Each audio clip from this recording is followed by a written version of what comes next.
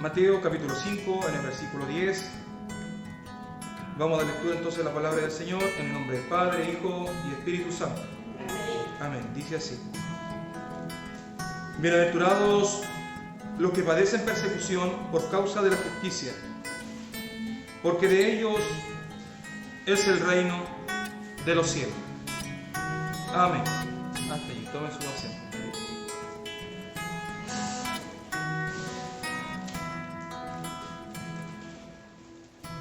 Habíamos desarrollado nosotros todos los versículos anteriores del Sermón del Monte, ¿cierto? Los iniciales del capítulo 5.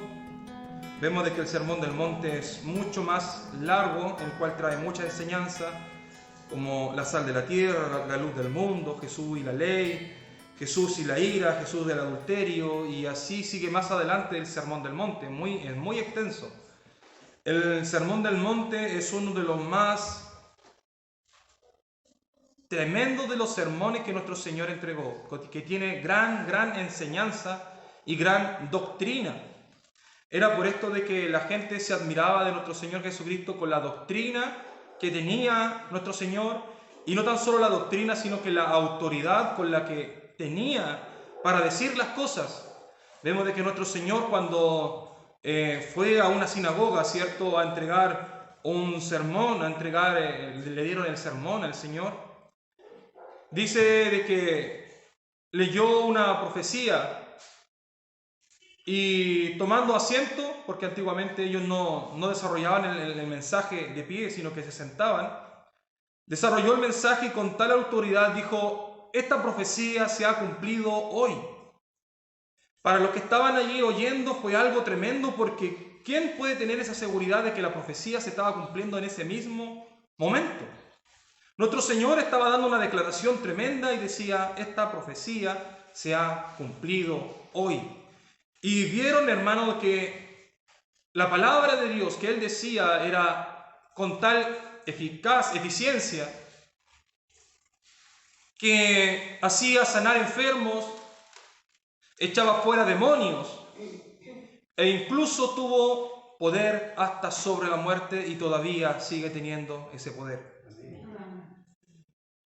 Vieron de que tenía tal autoridad, y este Sermón del Monte no queda fuera, sino que tiene una doctrina tremenda, una gran enseñanza. Y vemos de que todos los versículos anteriores, como desarrolla el mensaje, siempre lo desarrolla mencionando una parte y añadiéndolo con una explicación muy breve, como: bienaventurados los pobres en espíritu, porque, y entrega el resultado. Como: bienaventurados los que lloran, porque ellos recibirán consolación. Bienaventurados los mansos, porque ellos recibirán la tierra por heredad. Muy pequeña. En cambio, en esta parte, el Señor tiene una intención de dar una explicación. Dice: bienaventurados los que padecen persecución por causa de la justicia.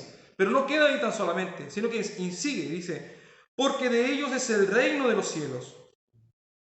Tiene una intención de explicar.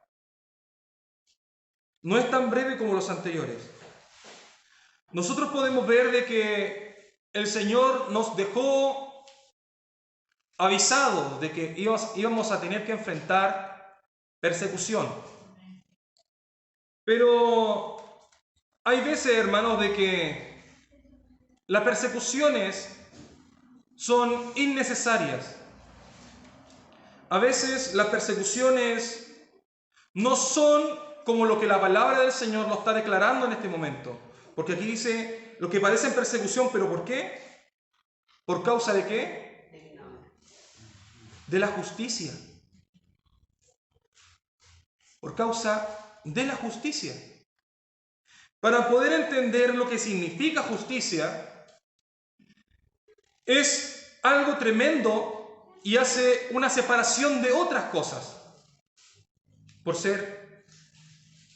Había un pastor que tiene una costumbre particular de poder predicar en las poblaciones y en las calles, en el cual una persona me decía de que el predicador gritaba a viva voz y decía: toda la gente que vive en este condominio, todas las mujeres que viven aquí son unas rameras, conviértanse a Cristo. Y dijo la persona que estaba viviendo en ese condominio, ¿será una forma correcta para predicar el Evangelio? Otras personas en los años 1500 y 1600 estaban siendo muertas y perseguidas por un mismo grupo de cristianos por tener un distinto credo bautista. Porque algunos querían y todavía seguían insistiendo en el bautismo de infantes, como la Iglesia Católica lo sostenía, pero el credo bautista se alzó para reafirmar el bautismo solamente de personas adultas y no de niños, en el cual generó una división tremenda en el que los mismos cristianos reformados, ciertos protestantes, estaban persiguiendo a quienes tenían una distinta fe en cuanto al bautismo. Vemos de que estaban recibiendo persecución por una doctrina que no es esencial para salvación. Cada persona puede tener su postura en cuanto al bautismo, pero esto no es necesario de que haya una guerra o una división dentro del pueblo del Señor, porque es una doctrina no fundamental para salvación. Ojo, para salvación. En el cual muchos cristianos han tenido persecuciones que no han sido por parte de la justicia, como lo declara la palabra del Señor, sino que por parte de falta de sabiduría, de ignorancia, de poco tino, para poder entregar el Evangelio. Vemos de que nuestro Señor Jesucristo tuvo la capacidad para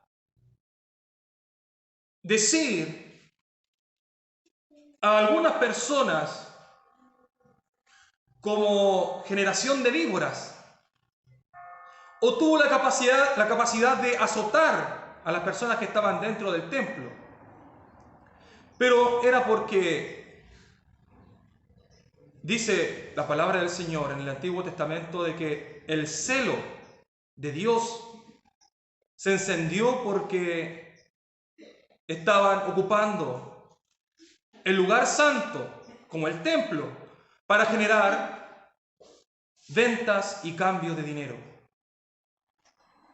Claramente nosotros no tenemos esa misma preparación o esa misma santidad o esa misma naturaleza divina que nuestro Señor tuvo. Por lo tanto, a nosotros se nos fue distinto para poder entregar el mensaje.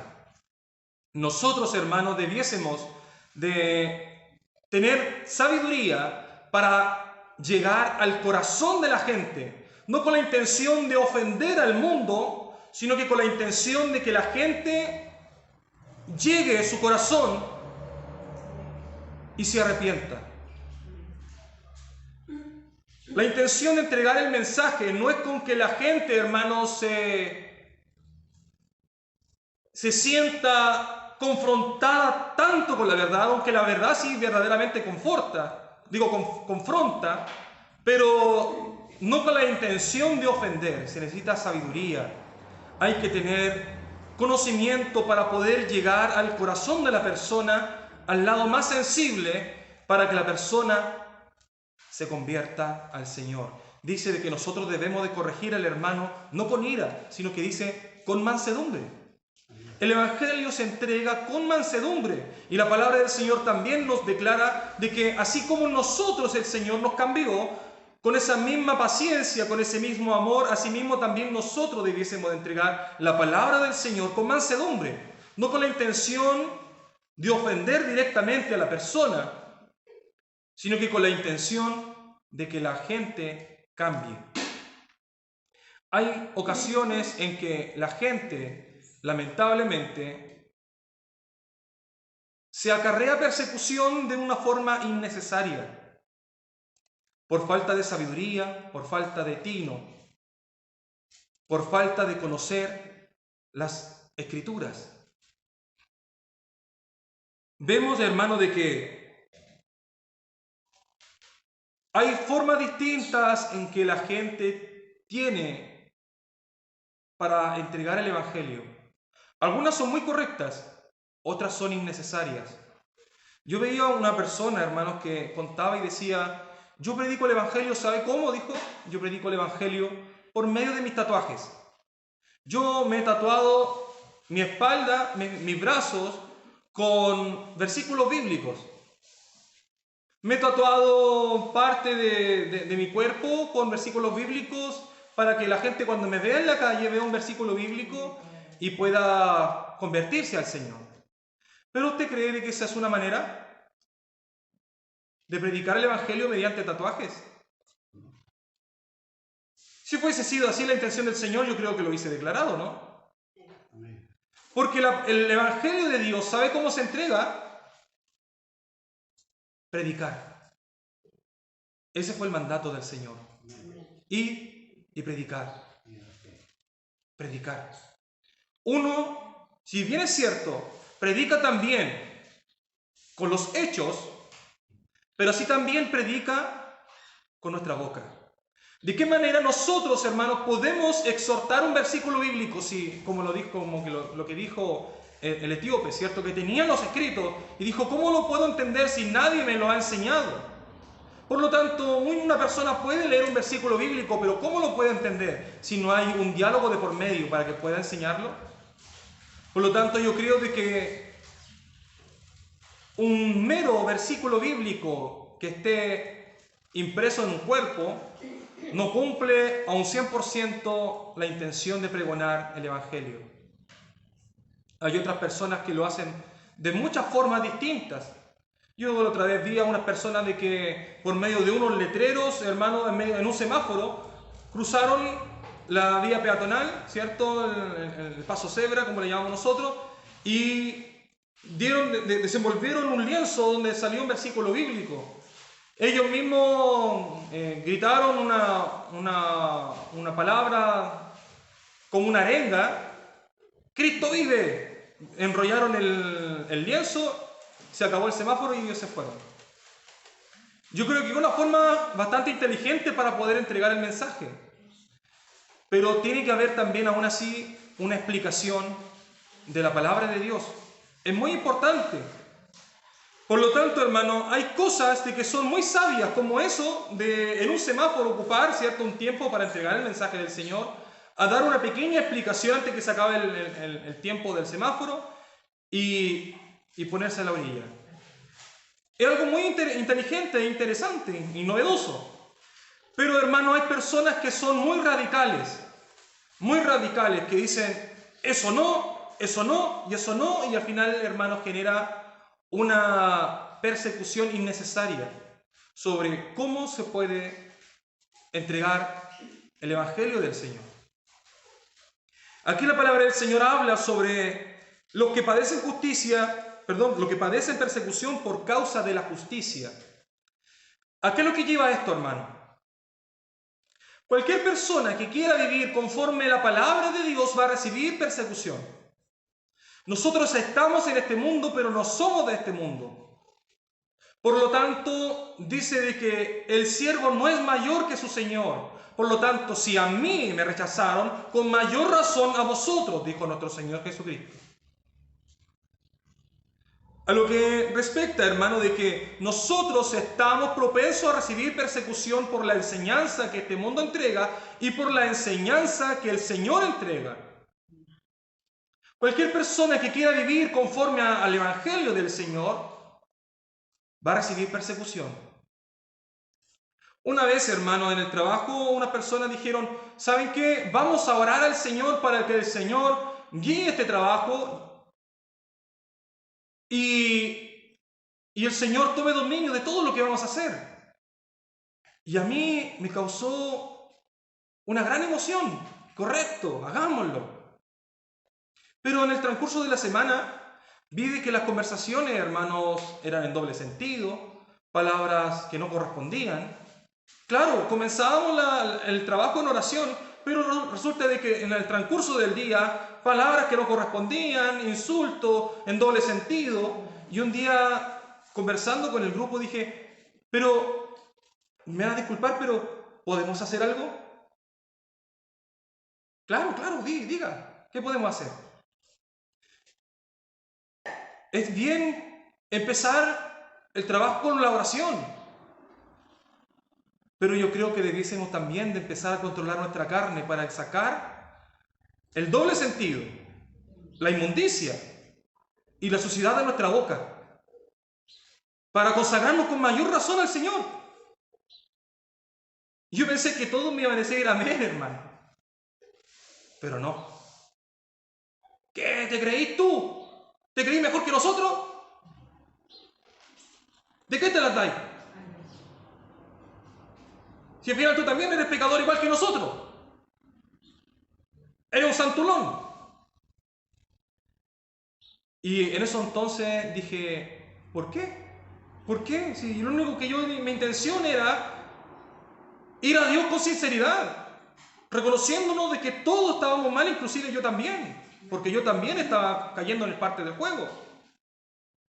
Pero cuando una persona quiere buscar la santidad, la justicia de Dios, empieza a recibir el rechazo, empieza a ser rechazada. Como una mujer cristiana, cuando una mujer de la calle ve cómo esa mujer cristiana trata a su esposo y es sumisa a su esposo, el mundo dice, oye, pero ¿no crees que te estás pasando con tu esposo? ¿No crees que lo estás tratando como en una autoridad que no le corresponde si somos todos iguales? Hoy en día el feminismo nos trata de esa manera. ¿Cómo se te ocurre tratarlo de así? Tú misma te estás denigrando como mujer. La mujer va a recibir un rechazo de este mundo por tratar de agradar a su esposo y ser sumisa. ¿Y todo por qué? Porque la palabra del Señor dice de que la mujer tiene que ser sumisa a su esposo. Amén.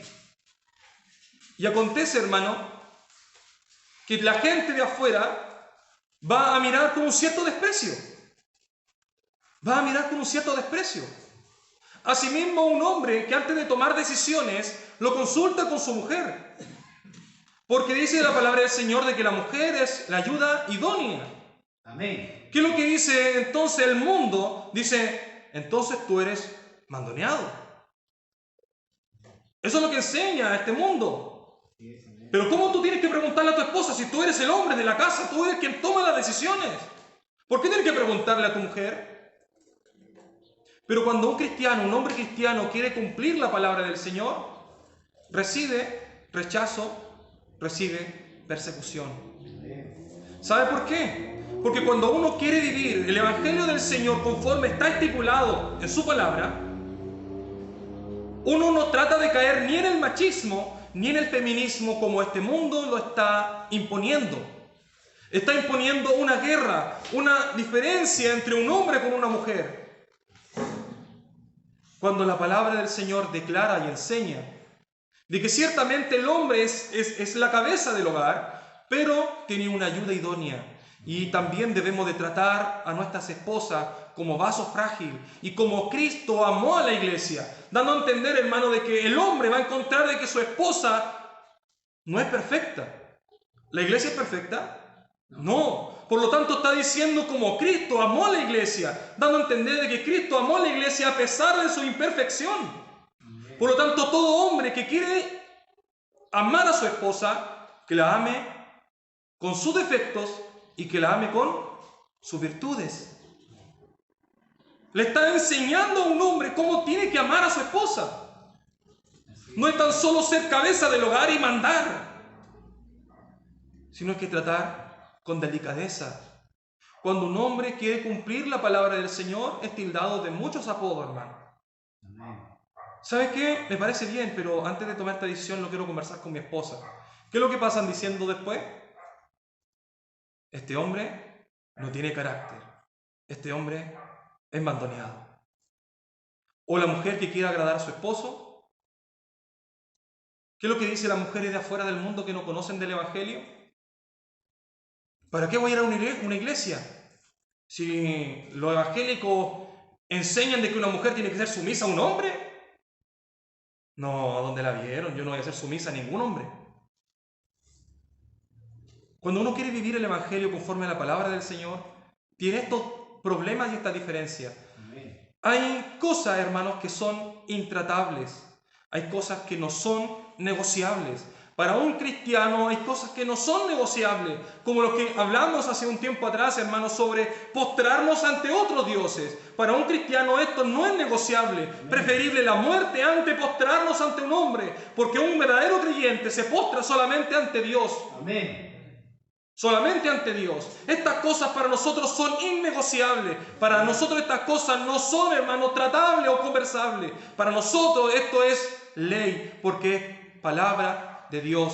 Amén. Vemos de que otras religiones ceden, como lo que hablamos sobre el ecumenismo. No es que un ateo puede salvarse siendo buena persona, es que también un musulmán, un judío, tal vez un testigo de Jehová, un adventista, un pentecostal, todos pueden salvarse.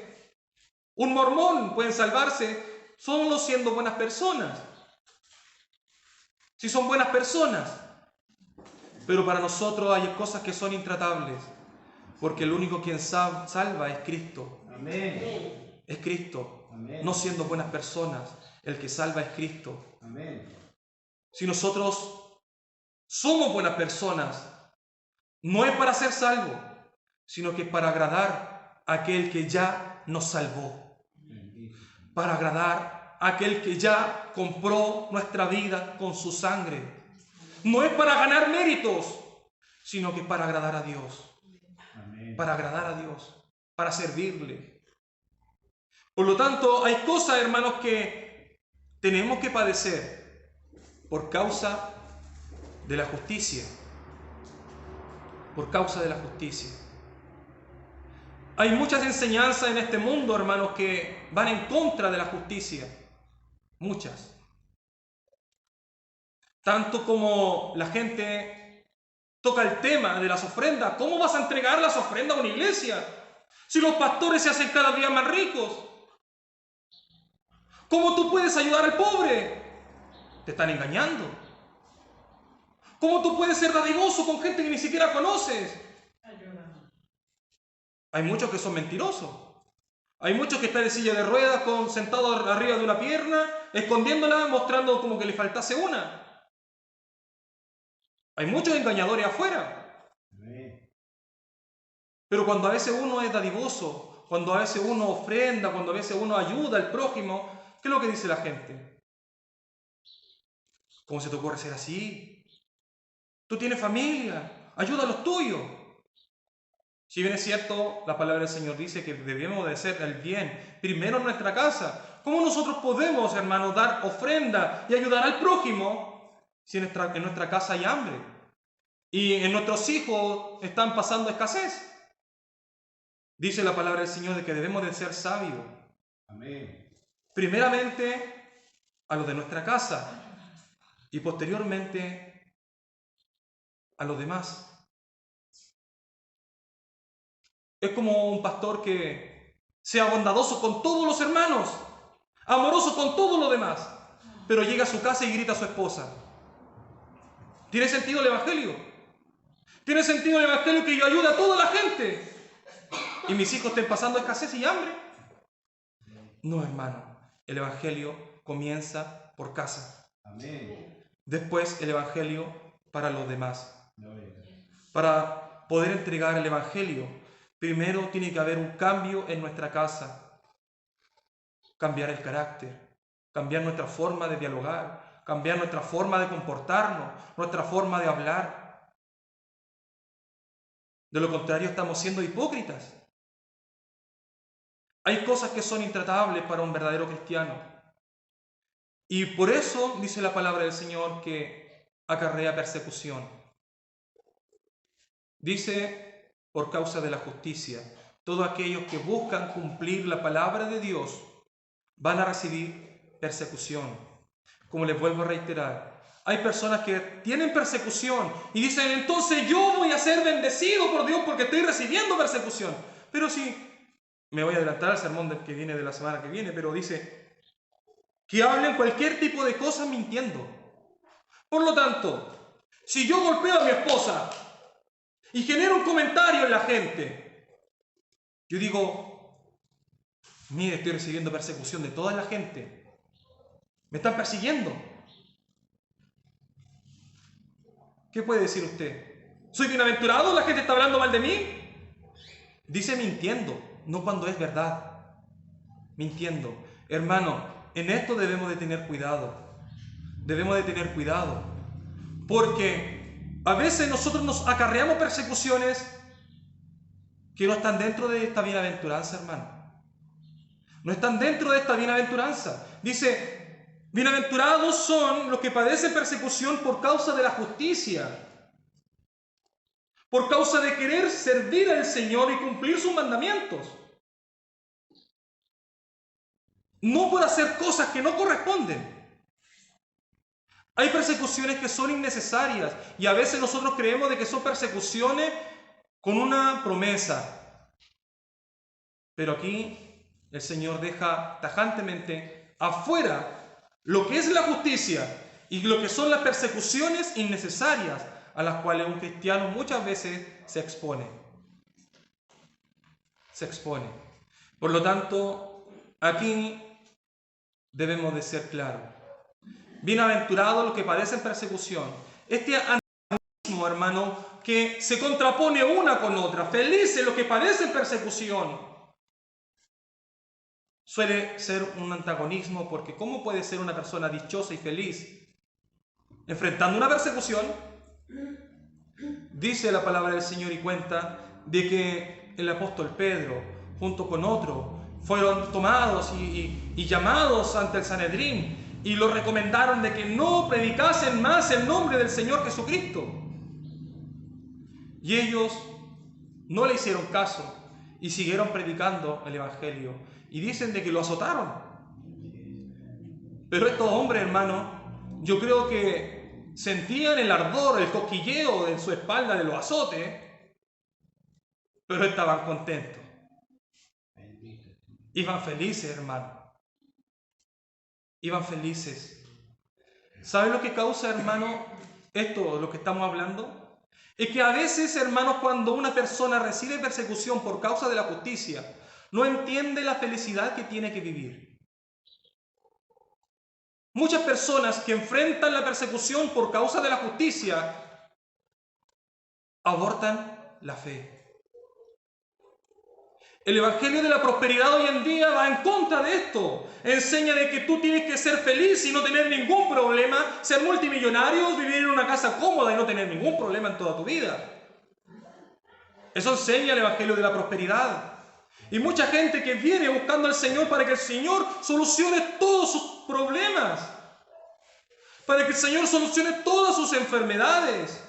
Si bien es cierto, nosotros venimos al Señor para que Él haga misericordia, si es que Él quiere, conforme a su voluntad, porque Él tiene poder. Pero hay veces de que tal vez la voluntad del Señor es que padezcamos tal vez un tiempo de pobreza. Tal vez la voluntad del Señor es que padezcamos un tiempo, alguna enfermedad. Tal vez tengamos que enfrentar algún tiempo persecuciones. Pero que esto no nos desmotive, hermano. Dice, bienaventurado. Hermano, alégrate, sé dichoso. Estos discípulos se alegraban y decían que no eran dignos. Ni siquiera se comparaban con los azotes de nuestro Señor Jesucristo.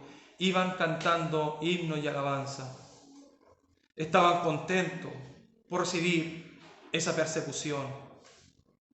El apóstol Pablo tenía una conciencia muy clara. Sabía de que él iba a ser muerto por causa del Evangelio. Sabía que muchos iban a ser azotados, muchos iban a ser encarcelados, muchos iban a ser, hermano, avergonzados por causa de la justicia.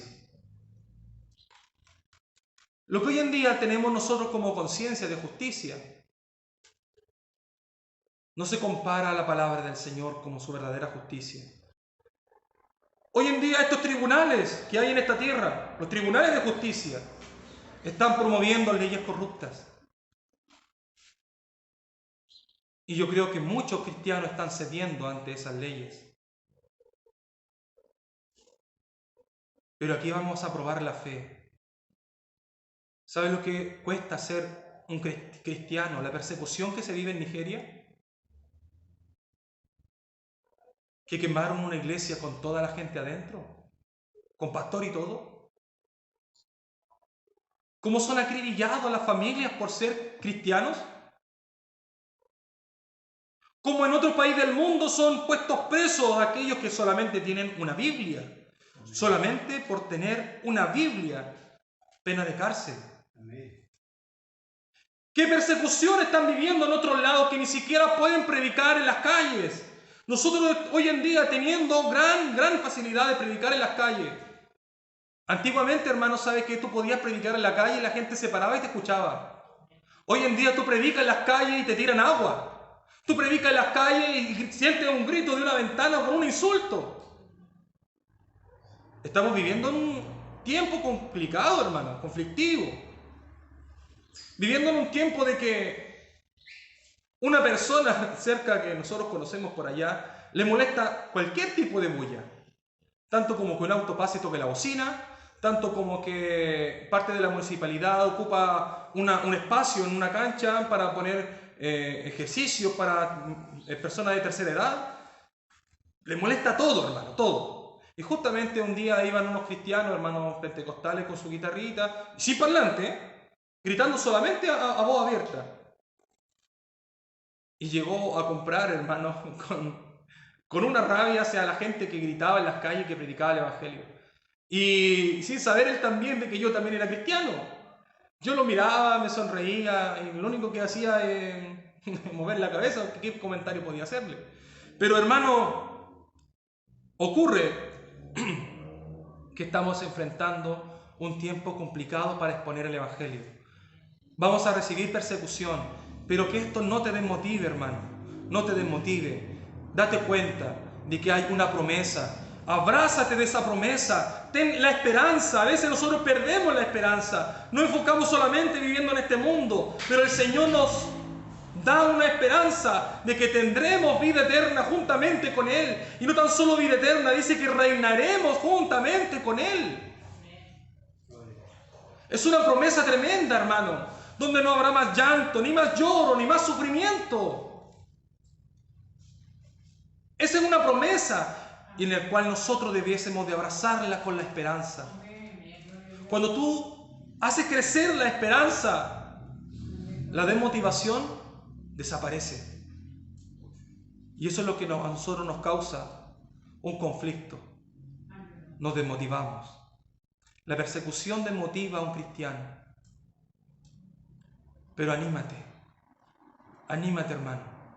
Dice de que el Señor va a entregar galardones.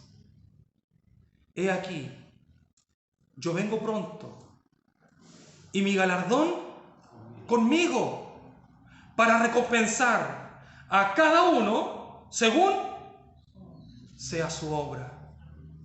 Esa es una promesa, hermano. Abrázate de las promesas del Señor. La palabra del Señor está llena de promesas, de que tal vez vamos a enfrentar un sufrimiento en este momento. Nuestra carne tal vez está padeciendo algo en este momento, pero con esperanza, abrázate del Señor, que tal vez vamos a sufrir por un corto tiempo. Pero uno te dirá, pero que yo llevo enfermo tantos años. Hermano, 40 años de sufrimiento, 50 años de sufrimiento, o 60 años de sufrimiento, porque parte de nuestra niñez. Y si fuiste tal vez sufriente desde niño, dice la palabra del Señor de que no se compara los años de nuestra vida con una eternidad. Si hemos vivido, hermanos, una vida de sufrimiento, no tiene comparación con una eternidad. Una eternidad no tiene tiempo. Nosotros decimos, sufrí 20 años, 30 años, 40 años, sufriendo. ¿Cuántas veces desde que nació hasta que murió sufrió? Pero tiene un tiempo, desde aquí hasta aquí. Una eternidad es infinito, no hay límites, no hay comparación. Nosotros tal vez vamos a sufrir por unos ciertos años, pero cuando entiendes lo que significa la eternidad con Cristo, te abrazas nuevamente a la esperanza, a seguir al Señor a pesar de todo lo que venga. A pesar de todo lo que venga. Hay personas, hermano, que reciben persecuciones. Y en esto, para concluir, llamo a que tengamos cuidado. A que tengamos cuidado. Malas decisiones nos lleva a tener persecuciones innecesarias que están fuera de la bienaventuranza. El rey David cometió un pecado terrible.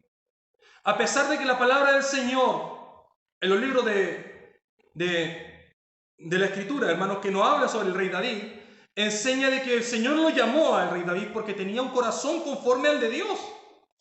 Pero en el transcurso de que vamos conociendo al rey David, comete unos pecados terribles, hermano. Terribles. En el cual él tiene que lidiar con la persecución, tiene que lidiar con la mala fama, tiene que lidiar con el desprecio de la gente, pero no porque sea por causa de la justicia, sino que por falta de controlar su carne. Este hombre cometió un grave pecado, en el cual, a causa de ese grave pecado, la fama de ese rey iba de boca en boca. Sabían lo que ese rey había hecho. Cuando tú como cristiano, el mundo sabe que tú eres cristiano, pero si tú cometes un pecado visible, vas a acarrear persecución que no están dentro de esta bienaventuranza. Hay gente, hermano, que ha cometido homicidio, siendo cristiano, hermano. Un hijo de pastor, la otra vez mostraban, de que un hijo de pastor, juntándose con su amigo en una plaza en Santiago, le dio muerte a otro con un palo. Estando dentro de una iglesia. Hermanos, personas cristianas que están en la cárcel, que una vez cuando salen, el estigma queda, hermano. ¿Qué harías tú si llegase aquí una persona acusada de violación? ¿La recibirías como un hermano? Siendo que la palabra del Señor dice de que Él perdona todos los pecados. Pero queda el estigma, hermano. ¿Tú lo mirarías con los mismos ojos? Costaría, ¿cierto?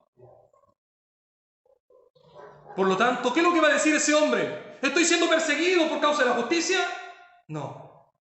Él está siendo perseguido por culpa propia, porque él se involucró en algo.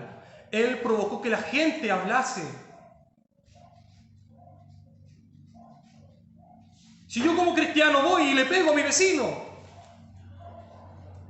se genera el comentario, van a decir, mira, ahí se va a la iglesia, allá, a esa iglesia ahí va. Y es cristiano. Y cuando yo escucho los comentarios, ¿qué voy a decir? ¿Estoy siendo perseguido por causa de la justicia? ¿Soy bienaventurado? No. Hay cosas las cuales el Señor habla sobre una bienaventuranza. Pero, hermano, tengamos cuidado. Somos carta abierta, leída por todos. Te vas a meter en una persecución en la cual vas a tener que, sí, arrepentirte ante los ojos de Dios. El Señor te perdona, sí, correctamente, pero el estigma va a quedar. Mira, está yendo a la iglesia del pastor tanto allá, pero esa persona le pegaba a su esposa. Cuando pasaba por fuera de la calle, yo lo escuchaba cuando le pegaba, escuchaba los gritos de la señora. Hermano, esto es algo real. Un hermano me contaba, un hermano que trabaja conmigo me cuenta. Yo cuando pasaba por fuera, escuchaba los gritos de la señora cuando este hombre le pegaba. Y después tomaba la guitarra y cantaba Gloria a Dios y Aleluya. Hermano, ¿quién sabe si esa persona se arrepintió o no? Uno nunca sabe. Pero el estigma queda. El comentario queda. De eso que hiciste antes, de lo que hiciste antes, te van a tildar y a titular todos los días de tu vida, hermano. ¿Vas a quedar como él? El complicado. ¿Vas a quedar como él? Corto de genio. De hecho, a mí, hermano, a pesar de que era un niño, me tienen catalogado, hermano, como, oiga, hermano Samuelito, tan malo que era cuando niño. Pero me da tanta alegría verlo ahora. ¿Sabe que ves que voy veo a gente que me conoce de chico? Todos me dicen lo mismo, hermano. Mi esposa se ríe, mi hijo también. Mi hijo a veces me pregunta, papá, ¿pero qué es lo que hizo usted? No quiero ni contarle, hermano, porque de verdad que era malo. Pero queda ese estigma, hermano. Y a veces uno le duele en su corazón y dice, qué ganas de retroceder los años atrás y hacer todo de nuevo. ¿Cuánto daño le hice a gente? Desde pequeño haciéndole daño a una gente. Lo más terrible, hermano, cuando tenía 10 años, golpeé a una niña y le saqué un diente, que era un diente de los fijos. Y después, hermano, predicar el evangelio en una calle y que esa persona me vea, ¿qué es lo que va a decir? Ah, se va a esconder donde los canutos. El estigma queda, hermano, en el cual a veces nosotros, por vivir dobles vidas, nos exponemos a mal comentarios. O a veces son comentarios que son verdaderos, pero son malos hacia nuestra persona. Tengamos cuidado. La palabra del Señor, hay una promesa: bienaventurados los que padecen solo por causa de la justicia, no por aquellos que se involucran en cosas que no corresponden. Damos gracias al Señor por su palabra. Vamos a orar al Señor y a pedirle al Señor que Él nos ayude